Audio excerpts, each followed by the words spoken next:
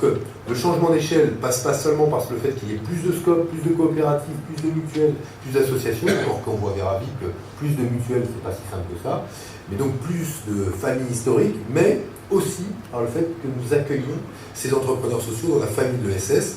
C'est ainsi, et c'est une option, comment dire, très forte que prend le gouvernement, que nous choisissons, nous, l'offensive, au sens où nous cherchons par les valeurs de l'ESS à polémiser l'économie classique et pas juste à fermer un périmètre et à dire voilà, vous avez là des Indiens, ils sont très bien, dans une belle réserve, regardez-les courir, ils sont formidables, c'est l'économie sociale et solidaire, mais à la fin, ça tourne dans la réserve, mais ça reste dans la réserve, et l'objectif il est pour nous d'être au contraire solide sur cette conviction que l'ESS a un modèle entrepreneurial qui tire la leçon de la crise pour chercher à polliniser l'économie classique. C'est l'option que nous prenons dans la loi sur l'ESS. Le deuxième axe, c'est la structuration. Moi, j'ai été très frappé quand je suis devenu ministre de l'ESS de voir des initiatives formidables en termes d'innovation sociale, mais qu'on ne réplique pas sur le territoire. Qu'on ne réplique pas, pourquoi? Parce qu'il manquait de lieux de représentation de l'économie sociale et solidaire, politique en quelque sorte, mais aussi de moyens, d'instruments pour répliquer, dupliquer ce qui marche.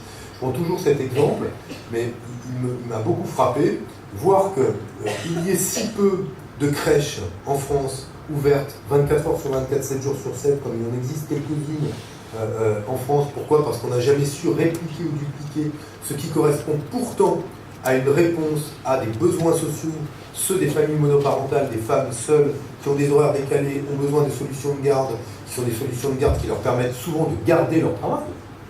Eh bien, ne pas être capable de dupliquer cette innovation davantage, parce qu'il n'y avait pas les financements, parce qu'il n'y avait pas les structures pour diffuser, eh bien c'est aujourd'hui une défaillance à laquelle nous allons essayer de résoudre par la loi, en structurant mieux l'ESS, en reconnaissant par la loi les chambres régionales de l'économie sociale et solidaire, en donnant aux régions un rôle, mais en ne choisissant pas d'affirmer un chef de fila, parce que nous considérons aujourd'hui que la légitimité qui est celle des départements à structurer une politique en direction de l'ESS est considérable. Leur légitimité, ils l'ont d'ailleurs construite sur le fait qu'ils sont les deuxièmes financeurs à côté de l'État de l'insertion par l'activité économique, qui constitue un pan extrêmement important de l'économie sociale et solidaire. Mais nous allons donc aider à cette structuration de l'économie sociale et solidaire. Je ne veux pas être trop long, parce que sinon vous allez me gronder.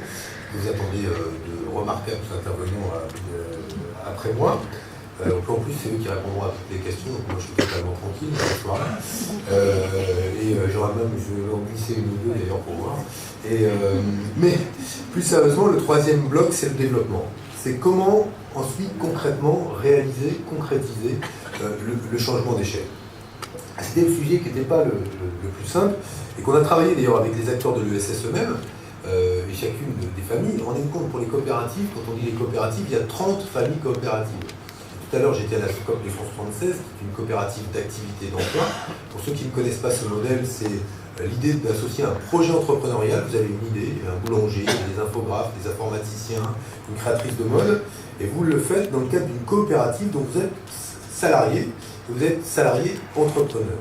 Ce qui permet, ce qui était intéressant dans le récit du boulanger qui fait apparemment un excellent pain au levain, je vous le conseille, mais il avait l'air très bon, de pouvoir, disait-il, se concentrer sur son projet économique, vendre du pain, le faire de bonne qualité, parce que s'il ne fait pas du pain de bonne qualité, il n'y aura pas de clients, et qu'il soit dans l'ESS ou pas, si vous n'avez pas de clients, ça meurt, mais sans avoir à se disperser autour des tâches de comptabilité, d'administration, les cas échéants de publicité. Et c'est le principe de mutualiser dans une coopérative ce que les uns et les autres, au moment où on crée, on n'a pas forcément le temps ni le savoir-faire.